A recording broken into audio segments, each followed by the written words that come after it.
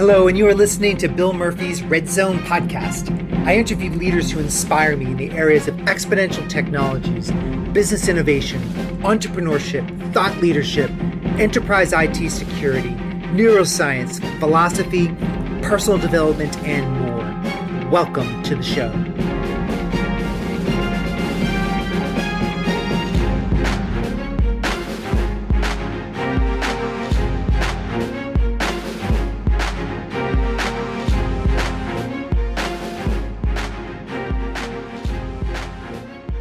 Welcome back to the show, everyone. This is Bill Murphy, your host of the Red Zone podcast. Today, my guest is Masha Sedova. She's the co-founder of Elevate Security, which is delivering the first people-centric security platform that leverages behavioral science to transform employees into security superhumans. I met Masha and saw her speak at the RSA Conference in 2020. Her company was in the 10 finalists in the Innovation Sandbox at RSA. It's a really fascinating approach to security that I want you to learn about, because behavioral science, 90% of breaches are caused by human mistakes. So if we can address this, and often said that if we can address the human part of security, that we can boost our security programs exponentially, not just by 2, 3, 5%, but exponentially. Because if we have a staff of 14, 2 dedicated security and the rest, doing IT ops. Well, if we can get the security team to get hundreds of people supporting our efforts, not just with simple little know before training, but I'm talking real behavioral science based training, that's very, very, very, very functional for a business. And so as you listen to this, think about it from a strategy perspective, your security strategy of culture. Now, I'm sort of the camp of fear, like, if you do this, you're going to be fired. Like, that's sort of my approach. However, what we're really underestimating is the power of positive security reinforcement. And that's what Elevate really brings here, which is their platform uses employee risk. It shows actionable trends and practical feedback to motivate, reward, and reinforce smart security behaviors of employees. And just even thinking about sports teams and such, the more you yell and cajole a player on a team, some of the high performers are going to rise to the challenge, but the vast majority of a team is going to become deflated. And so, as we get the encouragement parts of our brain online, even just from a neuroscience perspective, their tool set, what it does is it builds up a gamification. It uses behavioral science to motivate. It creates social proof around people that are doing things in a security acceptable way, using gamification and celebrity proofing. It also breaks the organization into heroes, champions, and risk takers, and segments the organization what she calls cohorts. So as you look at this approach, I want you to pay attention to it and think that maybe this is something that there's an approach that you can take within your own organization as you figure out what type of a security culture you're going to have moving forward. People are going to come back to work soon, and then you're going to have this workforce now that has the ability to be 100% unplugged and at their home, and then 100% back at work again. So what's our security culture going to be like? What's our security strategy going to be like? So these are concepts I want you to understand as you listen to this really interesting conversation with Masha Sedova, who's the co-founder of Elevate Security, and myself. Have a great day. To the show today. Thank you so much, Bill. I'm really glad to be here. So I'm reaching you in San Francisco, and I'm in the Washington, D.C. area in Maryland. So how are things in the West Coast right now from what's happening with our current pandemic? I imagine it's probably pretty similar in a lot of places in the world and in your town as well as in my town. But aside from the lack of eggs and toilet paper in our grocery stores, it's a lot of time at home with family, a lot of time behind the screen.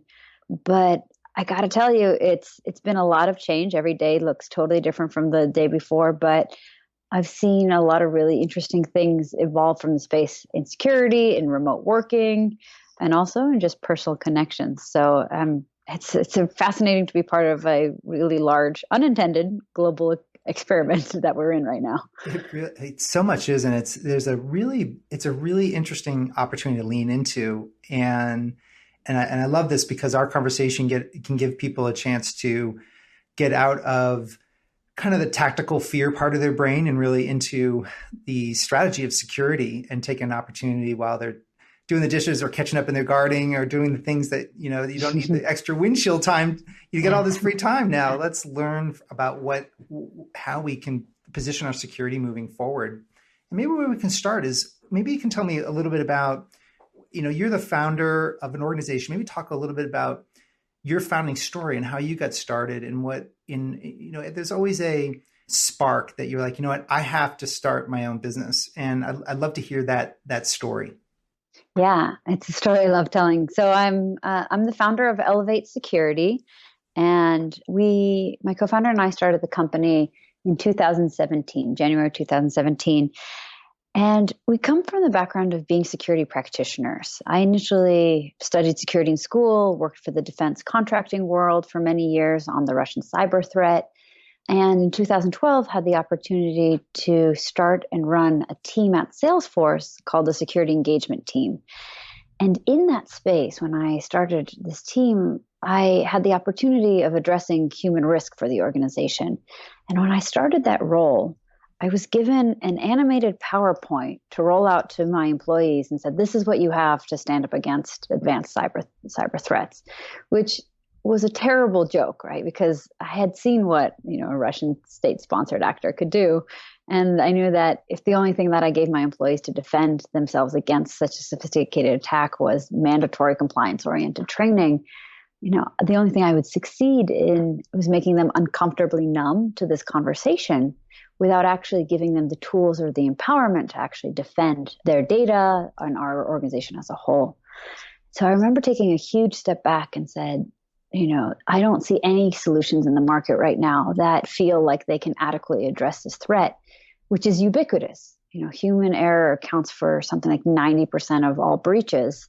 And it depends on how far back you go, but I imagine it could even be as high as 100% if you account for things like unpatched servers having humans responsible or insecure code. But what I realized is that if we could get people to buy into the concept of security, their performance would be so much more than just if it was a compliance exercise. And so that question of what would it look like if people wanted to do security instead of have to, took me to the fields of behavioral science and positive incentives and gamification, all three of which are the study of how and why we make decisions as human beings and what drives us and motivates us. And you may have read some of these books. There's a lot of popular literature around this, but Predictably Irrational and Drive and Thinking Fast and Slow are all known, and Nudge actually are all known piece of literature on this. But there's a lot of work done on understanding how we make decisions as human beings, but we've never applied it to security.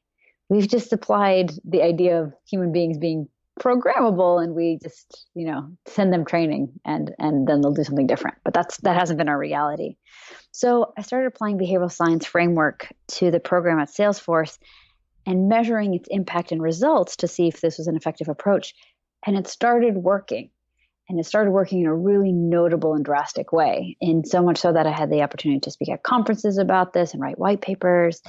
And it was getting a lot of visibility that other customers, Salesforce customers, were calling me and said, can you come help me with my program? And that was at that point that I realized that the market needed a different solution and that I had an idea that was worth pursuing. So decided to start the company. And it's been an amazing and wild ride ever since. So today, Elevate Security is building and delivering a platform that collects, highlights, communicates, and influences all types of human risk, everything from phishing and malware to sensitive data handling and secure coding practices. So we look at the problem in a much more holistic fashion. Yeah, what's interesting is, Masha, would you think about it, most instant way to get scaling and security is to have an exponential number of human beings that work in the company have a higher degree of awareness. You automatically, I don't know how you would measure this, but if a CISO walked in on day one and the program was a lackluster program and maybe people's awareness was at 14.5%. And then you could actually scale that to in a short amount of time to 80%. That is a huge impact. Well, that supports the security systems, but you could never get that effect from just the security system itself, from the technology. Mm-hmm. Yeah. One of the things that we had discovered while we were working at Salesforce is that despite investing in so much technology, as you just mentioned, there's still a human element that was consistently at the root cause of incidents and events. And if we weren't thinking about the problem holistically, so it's the technology, it's the processes, and it's the people, we were still leaving a huge portion of the problem, not just unanswered, but we weren't capitalizing on all the resources we had to defend our organization. And what I've seen is that best-in-class organizations that do invest in the human element not only just reduce their user-generated incidents, and so their overhead of cleanup, but they actually empower this whole population to be part of their defense, which is a totally different way of thinking about the human element. From the science, from the brain science really perspective, you've taken empowering people versus basically wash your hands before you leave the bathroom. I mean, it's sort of like we're sort of ingrained as a culture that's prior to the pandemic, that was an important behavior. But with the security, you're saying that we can empower people, and that has an exponential impact within the organization. So this might be actually a good opportunity to just take a step back and talk about how our approach is and what behavioral science is and how it's different from what we've been doing in the space for decades as an industry. So what we just talked about, we just mentioned, is a concept that we're all familiar with, which is awareness, which is wash your hands before you leave the bathroom, right? That's all the science we've had. But how many people knew that but weren't doing it beforehand, right? The same thing with things like smoking, right? Millions of people know that smoking kills them. They still do it. So awareness is just one very small sliver of the equation. So why it has only been very limitedly effective is because awareness almost doesn't matter, right? What matters is the behaviors we do. Do we actually wash our hands? Not are we aware of that washing hands is important, but do we actually do this? Do we actually have unique secure passwords across all of our sites, or do we just repeat this as rhetoric? That's good to know. And the reason we do anything as a human being that's different tomorrow than we do today is because of three factors in behavioral science. One, we have the ability to do it. So the action itself is made either easier or more accessible. And I'll give you an example in a little bit. We have the motivation to do it, and something reminds us, there's a trigger. So without the combination of all of those three things at the same time, we're not going to do a behavior. So the thing about what's happening with coronavirus is all of a sudden our motivation to wash our hands is actually spiked, right? So we are now tied into motivation. But the thing is, I could be super motivated to wash my hands, but if the store is out of soap, I can't do it. So that's back to the ability. Okay. Right. So you need both. I need soap, which is ability. I need the tools to do the thing. And then I need to care enough to do it. I need to have some type of driver to actually do it. And then I need a reminder, and the sign that says, please wash your hands. Oh yeah, you're right. Yes, sing happy birthday twice or whatever it is. So all three things need to exist in order for me to successfully wash my hands. And absence of any one of those three will not let me do the action I want to do at the end. I see. Okay. Now, you have a very interesting LinkedIn page. I encourage everybody to go to it because you have a lot of those books you just mentioned on your LinkedIn profile. And several of them I've read, and I love reading. And so there's a woman, she's out of Texas. I forgot. She wrote about, she was on the Tim Ferriss podcast at one point, but she talked about gamification. And I noticed in your presentation, how do you use gamification? I know that's a kind of a buzzword. Maybe we can drill into what that means so we can take it out of the world of games and into what that actually means for security. I'd love to get your thoughts on that. Yeah. So gamification isn't actually about playing games. It's taking game mechanics and applying them to often business processes or something that you're trying to improve the actions on. And the reasons why games are successful is because they figured out how to drive the things that are important to us as human beings. So things like feedback and giving us a chance to get to mastery and autonomy. So giving us a choice. Do we want to engage in this activity or not? And so we see gamification all around us. We don't think about it like that. So your airline points system is a perfect example of gamification, right? You keep flying on the same airline because it gives you more points to get to different status. That's gamification. Your loyalty at your hotel, your buy 9, get your 10th free are all examples of gamification to drive a specific behavior. And why gamification is important is back to that model that I was just mentioning about the motivation and ability, is that gamification helps amp up our motivation to do something. Gamification gives us feedback, gives us an intrinsic sense of accomplishment. It could be concepts like status, it could be achievement, it could be reward, it could be a leaderboard. But there are many different types of ways of giving me the motivation to do a behavior. And gamification is just one of many tools that we have in our tool belt to actually drive an increase in motivation, which will then change a behavior. And so how I've seen this play out in the past is we've seen this all the time, like CTFs and bug bashes for secure coding or parts of organization. I've seen organizations reward and highlight people who have the best streak of not clicking on phishing links or the people who report most often. And you can see, like, we can call those recognition or kudos, but both of those examples really lean into gamification. I see. And I see in one of the examples, you were at the Innovation Sandbox in RSA, which was really pretty cool. You had a picture of a behavior map of an organizational dashboard. And I was like secretly hoping that you would like break it down into the individual level, because talk about motivation. I know you kept it at the department level, but I'm sure you can go down to the human being level, right? Yeah, exactly. Yeah. So what you're talking about, so what we do is we map what the security actions of what someone does on a network based on a variety of security tooling that most organizations already have in place. And we score every employee's actions. And then we give them an individual comparison around how they're doing. But it's not just saying, hey, you're not doing great at phishing.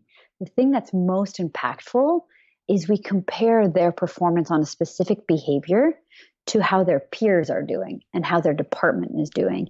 And that's a concept called social proof. We see it all the time in how many reviews an item gets on Amazon. We're like, oh, great, that's 5 stars. I probably should buy this too. Or when you go to a hotel booking site and says, oh, 11 other people are looking at this room, it makes you feel like, oh, everyone else is doing it, I should too.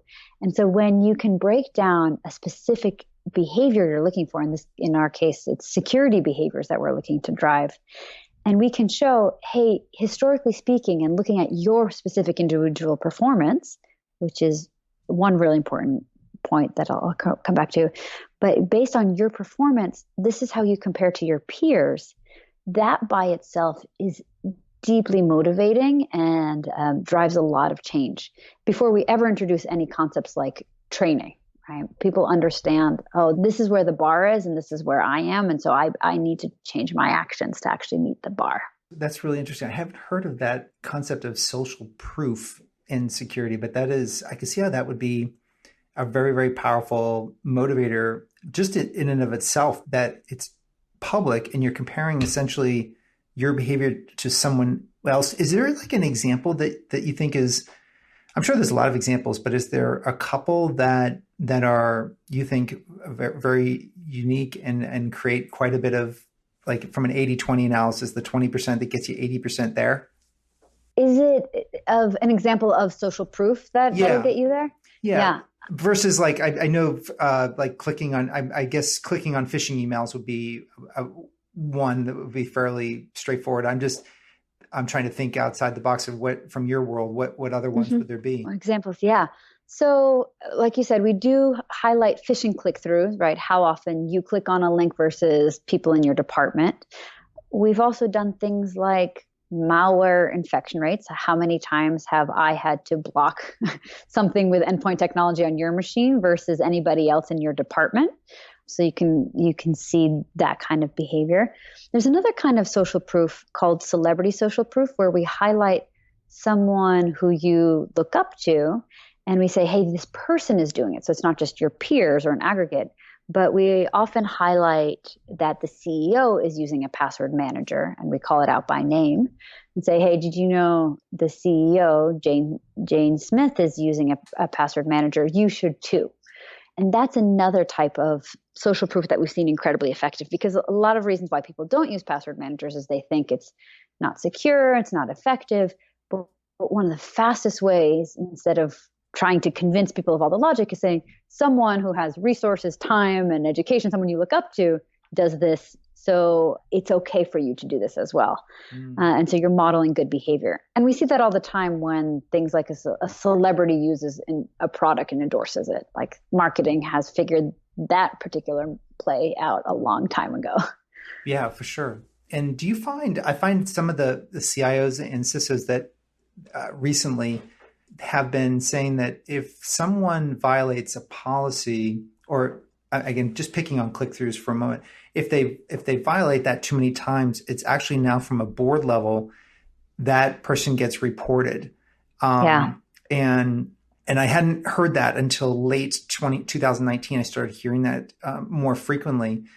So clearly the boards are concerned, and literally it's a discipline action. Obviously that's at one end of the scale.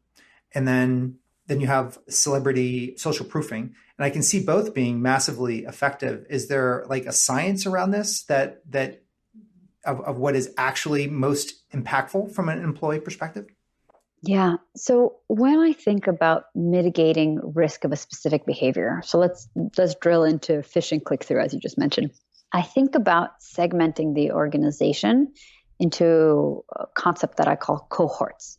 So you have your heroes, your champions, people who are demonstrating really great behaviors. You have people who fall into the majority of the bucket, which is acceptable risk. They're doing it, but they're not doing it so often that they're introducing enormous risk to your organization. It's something that you can manage. And then you have your low cohort who have unacceptable risk. They're doing something often enough, or within a frequency, or with enough severity, even if it's only one event, that is an unacceptable behavior to your organization. So what you're describing is people are clicking 3 times in a row would fall into your lower cohort.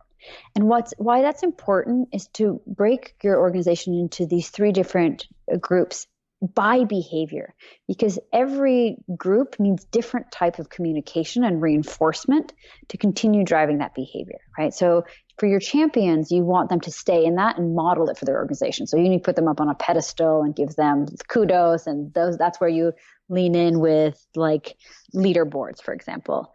For your middle cohort, concepts like social proof and the nudging that we were talking about and peer comparisons is really good for the middle group, because it helps them get them motivated to up their performance a little bit. But overall, they're pretty acceptable. So you'd be great if they were champions, but not perfect. And then your high risk groups, that's where you really need to think about how you're going to escalate that. And I highly encourage, when I speak with CISOs around dealing with this kind of risk, and saying, have you done an adequate amount of intervention with this person in order to truly move them to an HR and a firing kind of situation? And I'm not saying that that's not an appropriate outcome. I absolutely do think that there are certain people who have demonstrated an inability to have privileged access to sensitive environments, and those should be revoked. But I would encourage potentially having a conversation of understanding why they do it before you move into firing. Because if we just said, hey, I sent them training 3 times and they answered all the quizzes but did it again, it could be that the person is at fault, but it could be that your training is bad, right? It could be that you didn't meet them where they were as a human being, right? Maybe they don't have enough tools or resources to do the behavior well. Maybe their manager isn't supportive. That's more accurate for things like secure coding, right? Like if I don't have enough time to review my code and ship it on time. So that could be a management conversation. And just truly understanding that, have you tried to resolve your lower cohort with as much empathy as possible before moving to firing. And I have seen people completely change their behaviors when you move out of just giving them more training and actually look at the reasons why they aren't doing that behavior. And hopefully what you will be left with is a very, very small percentage of your organization that you'll have to fire because of that, of compliance. Yeah. It is interesting because you did say, I love this concept of cohorts and breaking. You're not treating your high performers in your heroes and champions the same. You have a different communication style with the heroes and champions, the acceptable risk folks, and then diving into the high risk behavior folks differently. It's just a different way of communicating. I mean, it's a ssimilar like raising teenagers. Like my if the kid comes home at the curfew hour and does that repeatedly and shows like and is not breaking through, then you can use sort of the same communication pattern. But the ones that are breaking that pattern, then all of a sudden you got to say, well, my current pattern's not working, clearly. Right. Yeah. I never thought about it, but that's a great analogy. It's such a great analogy. And a lot of what I talk about, everyone's really skeptical, but if you've ever raised children or tried to train a pet, we're using very similar methodologies, right? Positive motivation of behaviors you want to see, right? Right. Why kick the dog that's like behaving, right? That's exactly it. Yeah. So if it works for pet training, right, maybe it'll work for securing our organizations. But I love this concept too about, this is, I haven't talked to you about this prior, but I listened to you talk about Fitbit for security behavior. And I love that because it has a ring. I think everybody on the phone is like, Fitbit. Oh, I know what a Fitbit is. And what I started talking about in late 2019, actually throughout 2019, about digital twins. And I love right now, we have this human, like we have these Fitbits and these different sensors that we can put on our body that essentially we know that if our heartbeat is at a certain cadence level, if it's at 100 beats a minute versus if sleeping at 60, but if I'm sleeping at 60 and that's a normal behavior, then all of a sudden, if I'm in the middle of the night and my heartbeat spikes to 150, I probably have a problem. And then, I mean, there's countless examples where the Fitbit has triggered, hey, listen, you've got a problem. You got to need to go to the hospital because you violated, your heart's violating an acceptable behavior pattern. And that's an interesting concept for me. And I call that a digital twin because you can set up like literally normal pattern at 60 beats a minute sleeping versus exceeding that by 20% sets an alarm off. And I'd love for you to talk a little bit about that, of how either within your product set or with how you frame that within the security people you work with. Yeah, that's a great example. And I like to think about where we were in our fitness world before concepts like Fitbit. The reason Fitbit works and is as amazing as it is because it runs on data. And it's data we willingly give for insights back, right? It's back to, is this normal? Can you keep my trends going? Like, can you keep me accountable? Where am I on the leaderboard? How do I compare to peers? But all of that exists first and foremost on data. The same thing happens to us in our advertising and marketing technology. Like the more our computers know about us and like who we are, our demographics, what we like, the more specific and targeted our the marketing ads can be. Whether or not you like that, that's a different conversation. But in security, especially security awareness and training, we're so far behind in this concept. We have, as best practices, a one-size-fits-all approach right now, where every person in a company gets annual security training, and it doesn't know anything about you. It doesn't have any context as to who you are, what you're good at, what you're bad at, what you know, what you need to know. The best we can do is, hey, I know you're in finance and you probably process credit cards, so here's some PCI compliance. But we haven't applied these best practices and frameworks that we've clearly done for fitness, for marketing technology, for finance and investment, but we've never done it for security education. And that's one of the things that we're trying to track now and help. And so what we do is we collect what the security actions that, as I mentioned earlier, that an employee does on a network. So do you download malware? Do you browse to websites that are blocked? Are you connecting to data that is sensitive without a VPN? Are you using a password manager regularly? Are your passwords reused across sites, or are they unique? And some of these concepts aren't necessarily brand new in security per se. UABA technology has done this. but we've never included employees as part of this conversation. It was always the security team collecting this data and monitoring it for anomalous behavior and say, oh, this machine logged in from China, even though it's only logged in from the United States, we should block this account. All of this has been without the involvement of the user, which I think is missing a huge opportunity. Because when you're a Fitbit example, what happens is if we can show that data back to an employee and say, here's where you are, this is where you are, where you've been, this is how it compares to your peers, we unlock huge amounts of motivation, intrinsic desire to change your behavior, and also it starts becoming a dialogue where you can say, this is something that I'm seeing as an unusual trend in your organization. Either you need to, or in your behavior, either you need to change your behavior, or can you let us know that you're doing something that's weird and out of the norm, and so we can train our own models around that. And it becomes, you start treating an employee as part of the ecosystem as opposed to a weakness that you're trying to design around.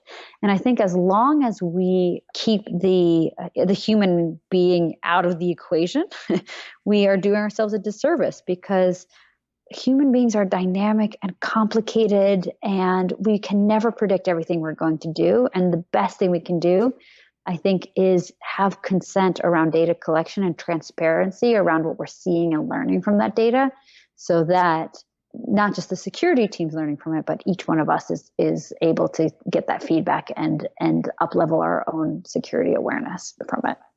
I think the irony of today's day and age is really interesting. I've talked for now a couple of years. One of Red Zone's big ambitions is to create essentially a biological response on the networks. So create systems in which that are automated at scale, just like our human biology doesn't ask for our permission when the body has a cut in its left thumb. The white blood cells aren't saying, do you have permission to go deploy resources?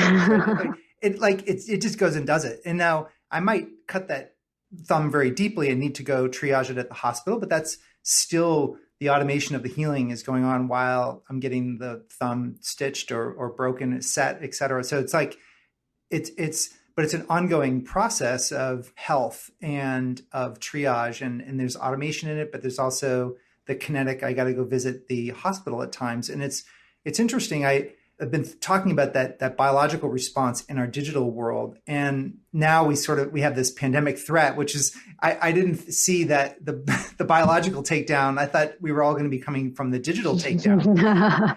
But what's interesting is the practices and the ongoing, I think security is a verb, not a noun. It's not like a destination that you can reach. It's an always on process. And so I interpret what you're saying at the human level is literally, we need to, every person is a biological organism within this digital universe. And we have to build it from the top up. Otherwise, one little infection, like in Wuhan, China, takes down the whole world. One little human being action can take down a whole company. Yeah, absolutely. But the exact opposite can also happen. One human being can detect and attack and flag it for the rest of the organization as well, especially really sophisticated ones that surpass our technologies. I'm really impressed by what you've put together at your company, and I want to make sure that we talk about things that are relevant, that you're bringing value to CISOs and CIOs. What have I missed asking you that you think would be really useful to talk about relative to the products that you put into the networks and the services you provide to the individuals? Yeah. So we talked a lot about how we engage with users and behavioral components, and we do that in an ongoing email communication. But that's really cool for the employees to engage. But for an executive who needs to communicate risk to an organization, and as you said, security is a verb, how do you communicate that you're doing well or poorly, especially as it relates to human risk? This is one of the other really large challenges that we've been trying to solve. And one of the things that we've seen in our work is that the ability to measure data sets and around security actions and then map it to your HR hierarchy gives you the visibility to understand where your strengths and weaknesses are at an individual level, at a department level, and at an organizational level, and then map those behaviors over time. And why that's really important is because it's quite possible that there are parts of your human risk that are absolutely at an acceptable level that you don't need to train people on. Your employees might already be really great at secure browsing, for example, and you don't need to be including that as part of your trainings because your employees are already practicing that. But it does help you highlight parts of your organization that need greater focus and attention on risk. And you get to see how it's compared not just to yourself over time, but also to other peers in your industry, because it's hard to understand, like, am I doing enough? And what does enough even look like? And so trying to create some guardrails where executives can communicate, we are here, this is what good enough looks like. And I know that given where my peers are, given where the threat of the landscape looks like, and the places where we're not good enough, back to where I was saying cohort mapping, there are tools that are much more sophisticated than just more training that can actually help shape and drive our organization to improve those behaviors. So when I'm just going to ask a bit of a technical question. Sure. It's related to one of the slides that I think being well as a human, we need a starting point. Like we need to know kind of like where our current state is. And so a lot of companies, CISOs, CIOs have invested millions in, phishing tools, DLP tools, password managers, SIEM systems, CASBs, endpoint protection, like all on and on and on. How do you grab a hold of the current state so that you can then build upon that and show progress over time? Yeah. So we integrate with the logs of all the technologies that you mentioned. So CASB solution, endpoint solutions, proxies, for example. And at a high level, all we're looking for is what was the event? What was the severity of the event? When did it happen? And to whom? And based on that, we start creating a map. We also integrate with HR systems, let it be a Workday, for example, or even systems like an Okta or Salesforce that has some concept of like HR data sets. And then we cross those two data streams to basically show you not just what event happened, but how does that map to your other parts of your organization? And then we help correlate it across other types of behaviors. So we're looking to explore the concept of, are certain behaviors predictive of another, right? So someone who's late in training, are they notoriously bad at endpoint protection as well, right? So being able to have some predictive ability that just doing log file analysis on one particular technology, like a CASB, for example, would leave out. And then secondly, we can export part of our understanding of what the risk is for an individual to other technologies that might need to understand, dealing with a user, how security aware and security savvy is this user, and might change the way that technology interacts with an individual based on what we as a platform can tell them about. So it's essentially looking at those various tools is looking at the event, the severity, and to whom it happened. You're essentially, from the myriad of logs that can be pulled from these systems, you're essentially narrowing the focus down to a few critical indicators. And then by looking at the HR systems you can pull that data out into essentially an aggregation tool that then you can compare that against the different employees at scale so that you can create essentially a current state, and then you can manage that over time. You got it. Yep. Okay. Got it. That makes sense. It makes sense to me, which is different than, this is just personal aggravation with know before, and I'm sure you're aggravated too, but I am just a little bit tired of like know before is going to solve all my problems, that kind of a thing. And in fact, I'm actively looking for a replacement for know before, not because it's not a good tool, but like people are coming to me going like, they're getting demos. Like they're not even doing demos anymore. They show you the quote and they're like, and then they want you to do a demo, and then the people are confused by what they're seeing, and it's really aggravating. So I don't know if you want to comment to that, but I look at yours as being much more of a comprehensive solution set versus that. Is that true? That's absolutely true. Back to the conversation of awareness versus behavior change. This is one of the biggest differences. Like when you have a content library, the only thing you're going to do is make people, ideally in a perfect world, aware. Right. But I got to say, rolling out just more training is every employee I talked to said, oh yeah, I get that, but I just mute it and I skip to the end and I guess this quiz question. And that's a reality that almost every organization faces.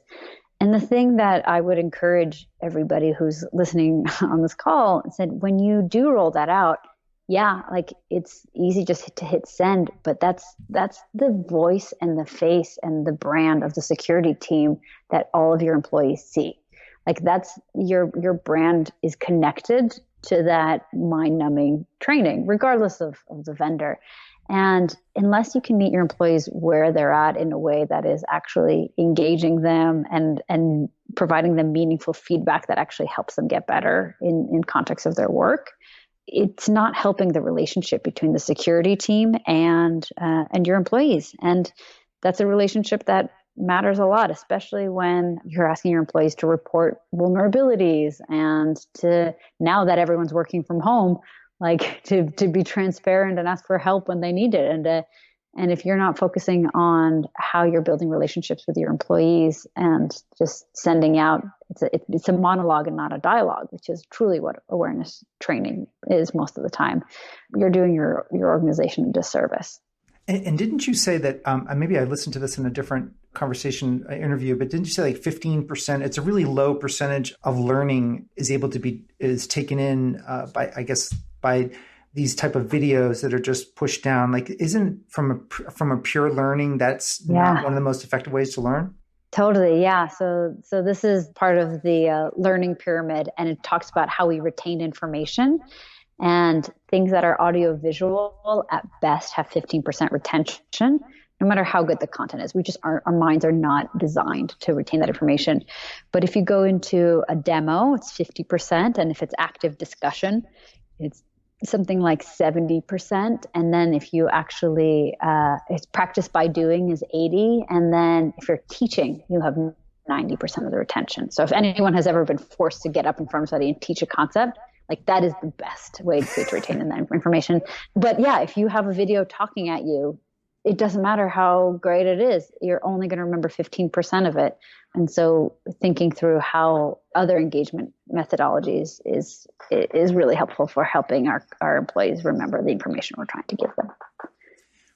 Well, Masha, I've really enjoyed this conversation. We're getting close to top of the hour. And I wanted to, just as we wrap up, is there anything in particular that you're hoping that I'd ask, or any, final clarification that you're thinking, I'd love to wrap up with any final thoughts. Yeah. So I just wanted to do a quick comment around the crazy times we're living in right now and how leaders can start using this as a silver lining.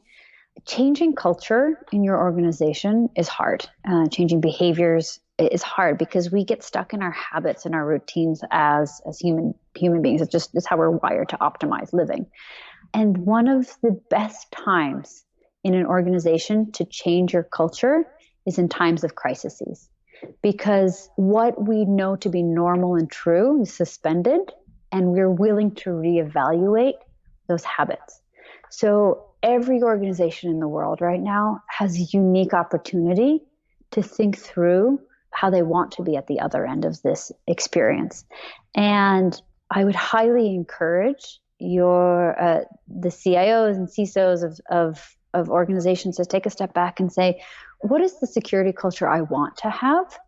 And how can I start communicating it, motivating employees to do it, rewarding and incentivizing those types of behaviors? Because you're going to find a lot less friction right now than you would in any other times. There's a really great book on this topic called The Power of Habit. And Charles Duhigg, who's done so much work in changing and understanding habits, but he has a really great chapter specifically on changing organizational habits, talks about this specific case study where great leaders leverage crises to change organizations. So I would love to leave all the listeners of this with that call to action. That's going to be the title of this. What is your security culture you want to have?